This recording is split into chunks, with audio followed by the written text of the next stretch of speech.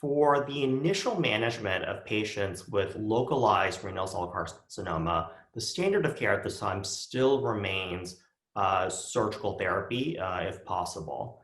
There have been a lot of investigation with regards to whether or not doing neoadjuvant therapy or even adjuvant therapy can be beneficial.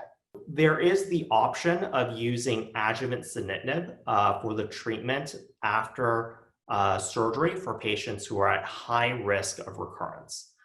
This is a medication that is FDA approved, and it's a pretty extensive discussion with the medical oncologist with regards to kind of the risks and benefits of using such approach. Uh, Even though this is an FDA-approved regimen, it also has to be kind of understood in the context of kind of the other trials with other agents that were studied in that setting. And this is often a very, very deep and intense conversation, and really has to be individualized.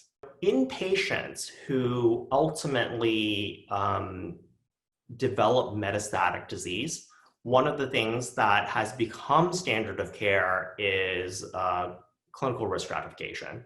Dividing patients into people who are favorable risk or intermediate and poor risk. This has guided, the various treatment regimens.